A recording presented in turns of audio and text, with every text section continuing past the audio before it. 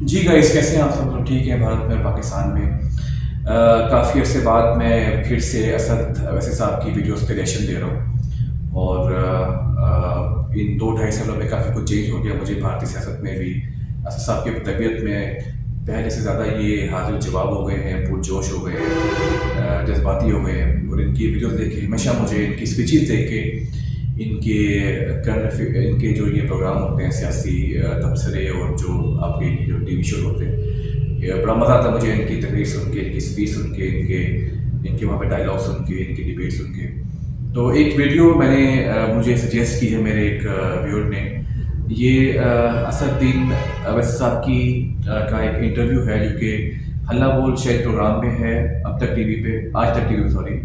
और अजमेर की दरगाह के बारे में शायद कुछ ये कह रहे हैं, इसके अंदर मुझे कंफर्म नहीं है, लेकिन मैं इसको देखता हूँ। लेट्स सी ये क्या कह रहे हैं, वो इनमें क्या विचार हैं इसके, और लेट्स सी कि हम इस वीडियो में किस किस्म की असद साहब को देखते हैं। तो इस वीडियो को मैं स्टार्ट करता हूँ। आज तक की वीडियो में ख्याल में इंटरव्यू है इनका, इसकी वीडियो में स्टार्ट करता हूँ। हमारे साथ इस वक्त जुड़ रहे हैं असदुद्दीन ओवैसी साहब, जो कि AIMIM के अध्यक्ष भी हैं और सांसद भी हैं। आपने पूछा ओवैसी साहब ये क्या हो रहा है देश में, तो देश में ये हो रहा है कि हिंदू सेना के अध्यक्ष विष्णु गुप्ता की ओर से दायर याचिका को अजमेर सिविल कोर्ट ने स्वीकार कर लिया है। मामले की सुनवाई 20 दिसंबर को तय होगी। अजमेर की ख्वाजा मोइनुद्दीन चिश्ती की दरगाह में संकट मोचन महादेव मंदिर होने का दावा करने वाली याचिका में अब तमाम पक्षों को उन्होंने, जिसमें अल्पसंख्यक मंत्रालय है, दरगाह कमेटी है, भारतीय पुरातत्व सर्वेक्षण विभाग यानी ASI है, नोटिस भेजा है। सुनवाई होगी। प्रॉब्लम क्या है, आपत्ति क्या है इसमें?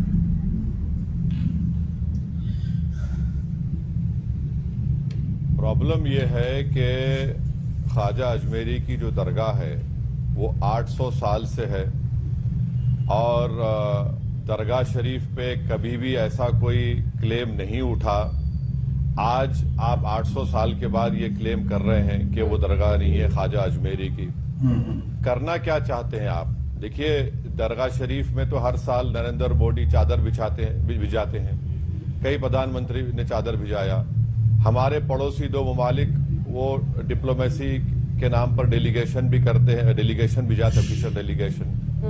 मकसद एक ही है कि जितने मुसलमानों की मसाजिद और दरगाहें हैं वहां पर ये तमाम BJP sponsored directly indirectly RSS के जो ये लोग हैं, इनको इस्तेमाल करके एक माहौल पैदा किया जा रहा है। आप क्या ख्वाजा अजमेरी की दरगाह पर कैसे आप बताएंगे? बताइए। अलाउद्दीन खिलजी के जमाने से अगर आप अमीर खुसरो की किताब देखेंगे मैडम, जिसका नाम है खजाइन फुतूहा, उसमें जिक्र है। फिर मुगलों का दौर रहा, उसके बाद मुगल खत्म हुए, मराठाज आए। मराठाज ने जब कमजोर पड़े तो अजमेर को 18,000 रुपए में अंग्रेजों को बेच दिया। फिर जितने राजस्थान के जितने 22 रॉयल फैमिलीज हैं और खुद जयपुर के बादशाह ने 40,000 तोला सिल्वर दिया दरगाह शरीफ को। आप इससे जिन लोगों का कॉन्फिडेंस कोर्ट पर है उस हटाना चाह रहे हैं। आप एक लॉ एंड ऑर्डर का मसला पैदा करना चाह रहे हैं, सोशल इंस्टेबिलिटी आप मंदिर के बाद ख्वाजा अजमेरी की जो दरगाह है सुल्तान हिंद की, पूरे दुनिया से लोग आते हैं। आप मैसेज क्या दे रहे हैं? आपको तो अब यूएस गवर्नमेंट के स्टेट डिपार्टमेंट की फ्रीडम ऑफ रिलीजन की रिपोर्ट की जरूरत ही नहीं है भारत के बारे में लिखने की। इतना बड़ा काम ये लोग कर दिए हैं। आपने तमाम किताब कोट किए, तो मैं भी आपको एक किताब दिखा रही हूँ जिसको इस पूरे केस में सबूत के तौर पर पेश किया गया है। Ajmer historical and descriptive, Harbilas Sarda की 1911 की किताब, जिसके पन्ने ये चीख चीख कर बता रहे हैं कि वहां पर हिंदू मंदिरों के अवशेष की बात है। पन्ना नंबर 53 जिसमें 93, जिसमें ये लिखा गया है कि बुलंद दरवाजे के उत्तर के गेट में 3 मंजिला छतरी है। ये किसी हिंदू इमारत के हिस्से से बनी है। छतरी की बनावट हिंदू मूल को दिखाते हैं। पेज नंबर 94, छतरी में लाल रंग के बलुआ पत्थर वाला हिस्सा पुराने जैन मंदिर का है जिसका विध्वंस किया गया। बुलंद दरवाजा, वो दावा है उस किताब के मुताबिक ये जैन मंदिर भी था और हिंदू मंदिर भी था। बुलंद दरवाजा और अंदर की चारदीवारी के नीचे पुरानी हिंदू इमारत या मंदिर के तहखाने में कई कमरे हैं। असल में पूरी दरगाह पुराने हिंदू मंदिर के स्थल पर बनी है। इसी के साथ मंदिर में महादेव की तस्वीर है। परंपरा के मुताबिक तहखाने के अंदर मंदिर में महादेव की तस्वीर है जिस पर रोज ब्राह्मण परिवार पूजा करता था। आज भी दरगाह में घड़ियाली की वो परंपरा है। इस पर धूल डाल दी जाए, इस पर कालीन बिछा दी जाए? क्या एक समाज का हक नहीं है कि वो अपने इतिहास को जान पाए? नहीं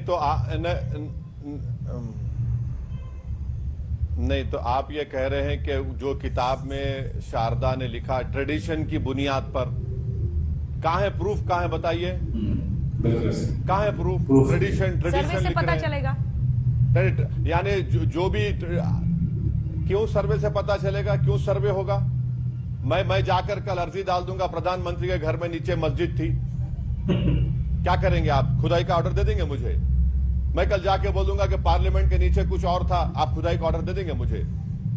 मजाक है क्या? देश चलाना बहुत अच्छी बात की। कल मैं जाके बोलूंगा कि भाई वहां पर कोई मुसलमान जाके बोलेगा नहीं ये जो जगह किसी इबादत गाह की नहीं है, मेरी है। कहां आप लेकर जाना चाहते हैं देश को? ये इस तरह से आप, कोई भी कुछ लिख देगा, बेवकूफ पागल बातें कोई लिख देगा। ट्रेडिशन क्या ट्रेडिशन है? कौन से ट्रेडिशन की आप बात कर रहे हैं? इसीलिए मुझे मालूम था कि आप बोलेंगे। मैं आपको 13th सेंचुरी किताब अमीर खुसरो की कोट किया हूं। प्रधानमंत्री जितने हैं वो वहां पर चादर बेचते हैं। आज आकर आप बोल रहे ये होगा। सर आप तो दावे की जो बात कर रहे हैं, सुनिए ना वैसी साहब, वक्फ वाले यही कर रहे हैं। 2 दिन पहले सर एटा में एक हिंदू परिवार के एंसेस्ट्रल जमीन को वक्फ प्रॉपर्टी कहने के लिए वहां पर एक पूरी भीड़ पहुंच गई, जिस मामले में फरहान और रफीक को अरेस्ट किया गया है। वो उस परिवार पर हमला भी करते हैं, क्योंकि ये वक्फ की जमीन है। देखिए मामला क्या है ना, मैं असल बुनियाद पर आती हूँ। आप बार बार 1991 के स्पेशल जो वर्शिपिंग एक्ट है उसको कोट करते हैं। 20 मई 2022 को 91 का जो कानून है धार्मिक स्वरूप पता करने पर प्रतिबंध नहीं लगाता है। सुप्रीम कोर्ट ने कहा कि पूजा स्थल अधिनियम जो है 1991 का, प्लेसेस ऑफ वर्शिप एक्ट 1991, उसके तहत किसी पूजा स्थल के धार्मिक चरित्र का पता लगाना पर प्रतिबंध नहीं है।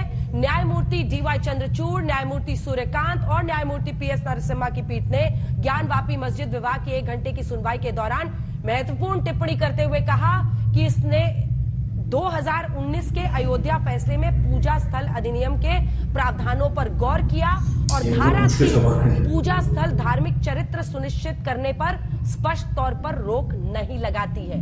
यानी आम भाषा में बोले तो सर्वे पर रोक नहीं है। चरित्र बदलने पर रोक है, लेकिन सर्वे पर रोक नहीं है। पहले तो मैडम सुनिए मैडम, पहले मैं बड़ी इज्जत के साथ आपसे अर्ज कर रहा हूं, जो कोई भी आपको लिखकर दे रहा है ना, वो नंबर 1 का थम्स अप है। एक ओरल ऑब्जर्वेशन को आप जजमेंट का रोल दे रहे हैं। क्या है मैडम ये? कौन कह रहा है आपको? एक ओरल ऑब्जर्वेशन था ऑन द एक्ट, और यही रीडिंग ऑफ द एक्ट साहब ने सुन तो ली। बोल देखिए मैडम, ओरल ऑब्जर्वेशन अलग होता है, जजमेंट अलग होता है। आप ओरल ऑब्जर्वेशन को जजमेंट का आप दे देंगे तो फिर इसका मतलब नरेंद्र मोदी पर जो हाई कोर्ट ने, सुप्रीम कोर्ट ने कहा था कि रोम जल रहा था और नीरू बांसुरी बजा रहे थे, मैं बोलूं वो तो ओरल ऑब्जर्वेशन था। वो ओरल ऑब्जर्वेशन जजमेंट का स्टेटस नहीं दे सकते आप।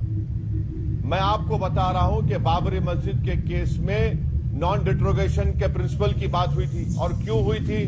भारत जो है आर्टिकल 21 ICESCR का सिग्नेटरी है।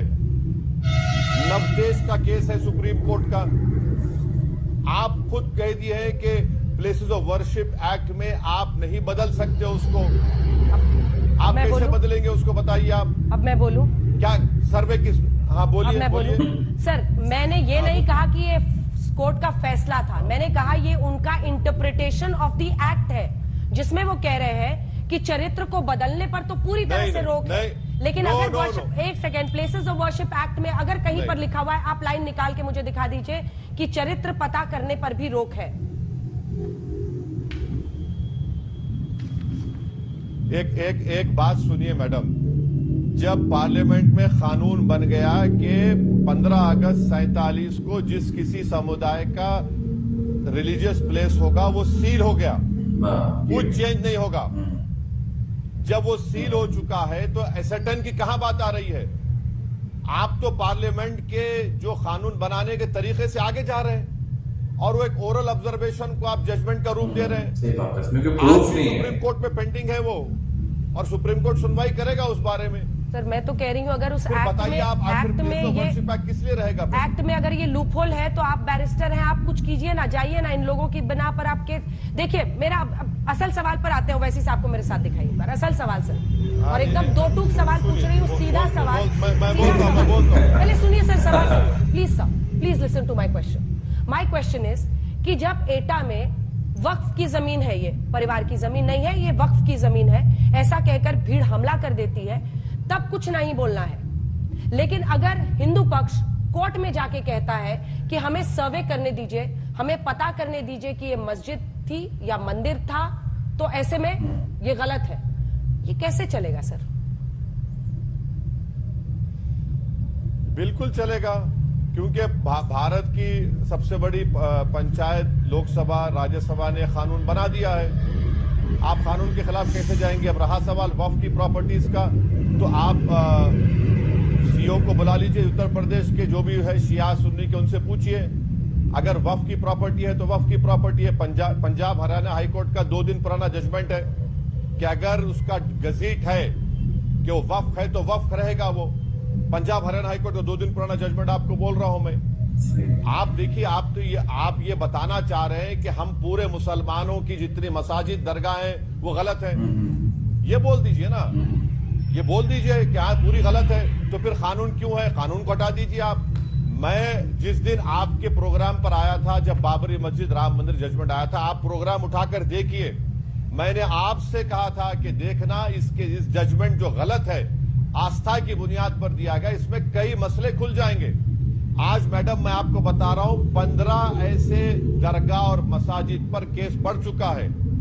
ज्ञानवापी है, मथुरा है, आपके सलीम चिश्ती की दरगाह है, ख्वाजा अजमेरी की दरगाह है, खुव्वतुल इस्लाम की मस्जिद है, और क्या है, कर्नाटका में बाबा बुदरंगी दरगाह चिकमंगलूर है, कमाल मौला की मस्जिद है, मध्य प्रदेश से 15 इश्यूज पैदा हो गए। सर्वे का ऑर्डर तो सिर्फ अभी तक 4 जगह ही है सर। दरगाह नहीं है। सर्वे का ऑर्डर तो 4 ही जगह, एक तो शाही जामा मस्जिद संभल में जहां पर 2 दिन सर्वे हुआ है, ज्ञानवापी मस्जिद जहां पर 2 दिन सर्वे, भोजशाला धार मध्य प्रदेश जहां 98 दिन सर्वे हुआ है, श्री कृष्ण जन्मभूमि शाही ईदगाह जो मस्जिद मथुरा है वहां पर सुप्रीम कोर्ट ने फिलहाल रोक लगा दी है, लेकिन सर्वे के ऑर्डर्स यहीं पर आए थे। मैं तो ये कहती हूँ सर, आप इतने काबिल बैरिस्टर हैं, आप क्यों नहीं वकील बनकर दूसरी तरफ से लड़ते हैं? या आपके लिए भी सिर्फ ये पॉलिटिक्स को उकसाने का माध्यम है? क्योंकि यही आरोप आप बीजेपी पर भी लगाते हैं ना, आरएसएस पर लगाते हैं। नहीं, ये जो मोदी सरकार तो सुप्रीम कोर्ट में 91 प्लेस ऑफ वर्शिप एक्ट पर केस पड़ा, अपना जवाब ही नहीं दाखिल कर रही है। जवाब दाखिल करने के लिए बोलिए। अब आपको एक एग्जाम्पल बताता हूं, ये एक्ट का कैसे इस्तेमाल गलत करने की कोशिश की जा रही है। संभल की मस्जिद का मामला है, वहां पर क्या किया पिटिशनर ने? सबसे पहले तो जो पिटिशनर है, जो लॉयर है, वो उत्तर प्रदेश सरकार का स्टैंडिंग काउंसिल है, उसको परमिशन मिला नहीं मिला अलग वो बताएगा। उन्होंने क्या कहा कि हमको राइट ऑफ वे चाहिए मस्जिद में। अब मेरे को आप बताइए मैडम, अगर कोई राइट ऑफ वे चाहता है तो सर्वे की क्या जरूरत उसमें? उनका प्रेयर पढ़ लीजिए, प्रेयर में लिखा है राइट ऑफ वे चाहिए। उसी दिन कोर्ट में आता है, कोर्ट दोपहर में सुनता है और 1 घंटे के बाद ऑर्डर दे देता है, और 45 किलोमीटर कोर्ट से मस्जिद का रास्ता है, पुलिस पूरी तैयार वहां पर। क्या हो रहा है फिर? ये कोई राइट ऑफ वे चाह रहा है आर्कियोलॉजिकल एक्ट के तहत, भाई राइट ऑफ वे चाहिए तो आके बैठे ना पिटिशनर, कौन रोक रहा है तुमको मस्जिद में? मगर सर्वे क्यों ऑर्डर क्यों दिया जज ने फिर? इसको आप समझिए, इसकी क्रोनोलॉजी समझिए, आप क्या करना चाह रहे हैं फिर आप। अच्छा, मथुरा की आप बात किए, 1965 में हिंदू और मुसलमानों ने बैठकर तस्वीया कर लिया। मुसलमानों ने 8 एकड़ जमीन दी कृष्ण जन्मस्थान के लिए, जहां पे परनाला था, वो एग्रीमेंट हो गया, सुन्नी वक्फ बोर्ड की ताईद से हुआ, खत्म हो गया मसला। अब 2023 में उसको खोलते हैं कि नहीं, वो हिंदू कौन थे जो ये तस्वीया करने वाले हैं? जी एक बार जब सेट हो गया तो गरीबी मुद्दा नहीं है, बेरोजगारी मुद्दा नहीं है। सही बात, यही आप लड़ाएंगे मुसलमानों को, बीजेपी आरएसएस वाले इस नाम पर। नहीं, पर ये संघ प्रमुख का तो एक बयान है जो जरा पढ़ के आपको सुनाना चाहते हैं। उन्होंने तो सीधा कहा था कि हम लोगों को इससे अब कोई मतलब नहीं है। उन्होंने ये कहा था जून 2022 में मोहन भागवत ने, जो कि आरएसएस प्रमुख हैं, मोहन भागवत जी ने कहा कि इतिहास वो है जिसे हम बदल नहीं सकते, इसे ना आज के हिंदुओं ने बनाया ना आज के मुसलमानों ने। ये उस समय घटा जब हर मस्जिद में शिवलिंग क्यों देखना है, अब हमको कोई आंदोलन करना नहीं है, रोज एक नया मामला नहीं निकलना चाहिए, हमको झगड़ा क्यों बढ़ाना चाहिए। वो तो ये कह रहे हैं, फिर भी आप उन्हीं पर आरोप लगा रहे हैं। मुझे बताइए ना सर, संभल की बात करते हैं, संभल की तस्वीरें दिखाइए जरा सर को। संभल में मुस्लिम समाज की आबादी 2011 के सेंसस के मुताबिक जो नंबर्स आए थे 52% है, हिंदू 47%। वहां मुस्लिम बहुसंख्यक है।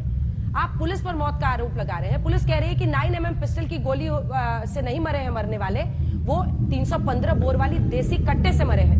पोस्टमार्टम रिपोर्ट ये बता रहा है। पत्थरबाजी वहां पर कौन कर रहा था ये दिख रहा है, सीसीटीवी को कौन तोड़ रहा है, नकाबपोश 2000 लोग पहुंचते हैं, तब आपको साजिश नहीं दिखती सर।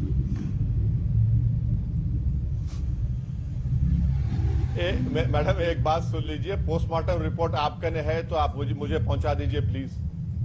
कौन सी पोस्टमार्टम रिपोर्ट आएगी इतनी जल्दी?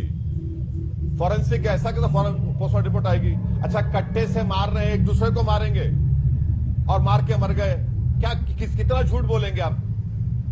अरे अगर पुलिस को गोली लगती तो हम बोल सकते डिबेट के पॉइंट पे, नहीं एक दूसरे को कट्टे से मार लिए। आप बताइए 17 साल का बच्चा उसमें मर गया जिसका नाम था कैफ, प्लास्टिक के खिलौने बेच के जिंदगी गुजारता था, सीने पे गोली लगी, पोस्टमार्टम की रिपोर्ट नहीं है। रहा सवाल मोहन भागवत साहब का, तो वो तो बोलते जरूर है, मगर ये जितने लोग जो कोर्ट को जा रहे आरएसएस के नहीं है। कंडेम करिए, चलिए। आपने एक केंद्र के मंत्री का स्टेटमेंट शुरुआत में दिखा दिया, उनका ताल्लुक आरएसएस से नहीं है, वो मोहन भागवत की इज्जत नहीं करते, मोहन भागवत उनके बॉस नहीं है। अरे हम अब देख चुके हैं ना मैडम। और एक एग्जांपल मैं देता हूं आपको, जिस वक्त बाबरी मस्जिद के ताले खोले गए थे, मुस्लिम पक्ष नहीं था, उस जमाने में कंप्यूटर नहीं था। जज साहब ने 15 मिनट की हियरिंग में 28 पेज का ऑर्डर दे दिया। आप बताइए, टाइपराइटर में 5 मिनट ऑर्डर दे दिए और जाकर ताले खोल दिए गए। और बाद में जज साहब अपनी किताब में लिखे कि मुझे डिवाइन इंस्पिरेशन मिला। कैसे मिला डिवाइन इंस्पिरेशन? कि मेरे घर पर और मेरी कोर्ट की दीवार पर अपनी किताब में लिखा कि काला बंदर बैठता था। क्या हुआ आपने देख लिया।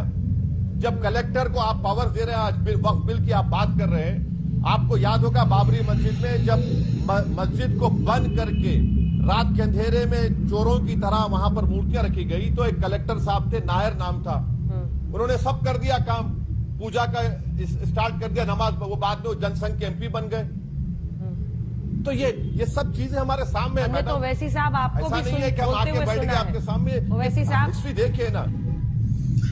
चल जी, वो ये लंबा मुद्दा है वैसे, लेकिन एक बात सही है कि ये बाबरी मस्जिद के बाद फिर से कुछ ये इस तरह की चीज़ें बनाई जा रही हैं। मुसलमानों की मस्जिदों पे फिर दावा किया जा रहा है कि ये मस्जिद जो है पहले मंदिर थी, तो फिर देखिए एक रास्ता खुला है तो फिर अगले रास्ते फिर खुलते जा रहे हैं। और बिल्कुल सही बात है वैसा की कि जो फैसला हो चुका संविधान में 47 में 15 अगस्त को, और जो 65 में जो एक फैसला हो गया था कि मुसलमानों ने अगर कहीं ना कहीं शक भी था कि फलां मस्जिद है उसमें वो किसी मंदिर की बुनियाद पर बनाई गई है, तो मुसलमानों ने कुछ 8 एकड़ ज़मीन उनको दी थी एक्स्ट्रा से, चलिए आप यहाँ पे अपना मंदिर बना लें। तो एक जब मामला एक हल छत हो चुका है, जो आपका आइन है वो फैसला कर चुका है कि जो है जहाँ है उसकी बुनियाद पे वो उस कम्युनिटी का है, तो फिर अब इन गड़े मुद्दों को उखाड़ने का कोई फ़ायदा नहीं है। भारत जो वहाँ पे मेरे ख्याल में हिंदू मुस्लिम को मिल बैठ के इस पर कोई बहुत अच्छी बात नहीं कि एक जगह गिरा के कुछ नया बनाए, जैसे बाबरी मस्जिद में हुआ था। आपके पास एक बहुत बड़ी ज़मीन है, पूरा आपके पास मुल्क है, आप कहीं और जाके भी अपने मंदिर बना सकते हैं। लेकिन ये मतलब बजाय कि अब चीज़ों को ज़रा सॉल्व किया जाए, मुसलमानों भारत के बीच में चीज़ों को पता किया जाए, अब ये नए जो है एक जो भांपड़ जो है वो बल रहे हैं, जलाए जा रहे हैं, तो इससे ऑफ कोर्स फिर जो आपकी हम आँखी है दोनों मजहबों में, दोनों ग्रुप्स में, वो और ख़राब होगी। तो बजाय चीज़ों को फिर से पूरा करने के मामला ठीक करना चाहिए। साथ बड़ा अच्छा यहाँ पे ओपिनियन दिया, बड़ा अच्छा उनकी राय थी कि जब कुछ चीज़ें सेटल हो चुकी हैं तो फिर उन पर मज़ीद फिर से उनको उभारने का कोई फ़ायदा नहीं है। इससे मुल्क में बदलनी पड़ेगी और दोनों जो आप मज़हब है उनके बीच में नफरत पड़ेगी। इस पर अच्छा लगा सुन के, इनको ये हमेशा की तरह बड़े दिल से बात करते हैं, लाइफ से बात करते हैं। तो सर बहुत शुक्रिया जनाब आपका। इंशाल्लाह बहुत जल्द एक नई वीडियो पे। अल्लाह हाफ़िज़।